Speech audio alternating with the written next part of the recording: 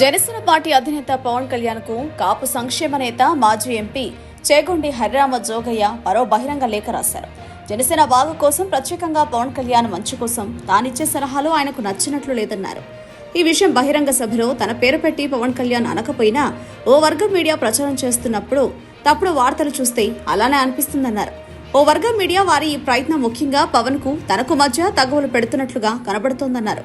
పవన్ ను మరింత ఒంటరిగా చేస్తూ చంద్రబాబుకు మరింత దాసోహం అనిపించేటట్లుగా చేయాలనే కృత్రిమ చర్యలా అనిపిస్తోందన్నారు. ఒకప్పుడు చంద్రబాబే కాబోయే ముఖ్యమంత్రి అని లోకేష్ ప్రకటించినప్పుడు కానీ పవన్ కళ్యాణ్ డిప్యూటీ సీఎంగా చేయాలంటే తెలుగుదేశం పోలిట్ బ్యూరో చర్చించి నిర్ణయం తీసుకోవాల్సి ఉంటుందని తెలిసినప్పుడు జన సైనికులలో పుట్టిన అగ్నిని పవన్ నుంచి సమాధానం రాబట్టడం ద్వారా సదరు అగ్నిపై నీరు చల్లడానికి ప్రయత్నం చేశారన్నారు. తన ప్రయత్నం పవన్ కళ్యాణ్ ఇంట్రెస్టులో చేశానా, వైఎస్ఆర్సీపీ ఇంట్రెస్టులో చేశానా?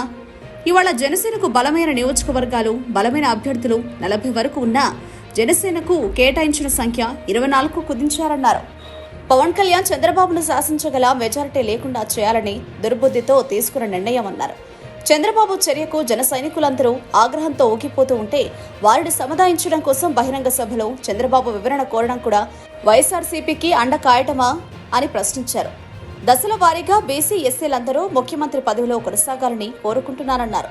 తాను ఉన్నత పదవులు కూడా వదులుకుని ఒకనాడు చిరంజీవికి మద్దతు తెలిపానని, ప్రజారాజ్యం పార్టీని కాంగ్రెస్ లో విలీనం చేయడంతో నష్టపోయారన్నారు. మళ్లీ పవన్ కళ్యాణ్ జనసేన పార్టీని పెట్టి ముందుకు వస్తే ముఖ్యమంత్రిగా చూడాలని జనసేన పార్టీలో చేరినా తనకు సన్నిహితంగా ఉండే 80% మంది కాపులు, బీసీలు, ఎస్సీల వర్గాలు కోరుకుంటున్నారన్నారు.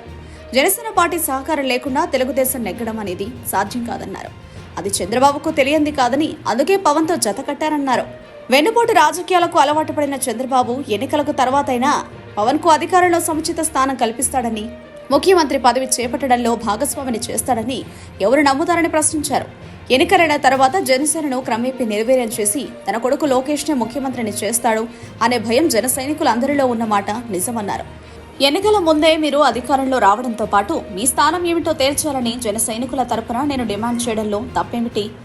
సముచితమైన నా సలహాలను వక్రీకరిస్తూ వైఎస్ఆర్సీపీ కోబట్టుగా నాకు ముద్ర వేయడానికి ప్రయత్నం చేస్తున్న ఈ ఎల్లో మీడియాను కానీ, జనసేన పార్టీలోని కొంతమంది మీ సలహాదారులను కానీ ఏమనాలి?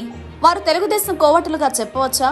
పవన్ కళ్యాణ్ ప్యాకేజీ వీరుడిగా జనంలో నమ్మింపచేసి నిర్వీర్యం చేసి దానివల్ల లబ్ధి పొందాలనేది ఈ తెలుగుదేశం అధినేతల కుతంత్రమా?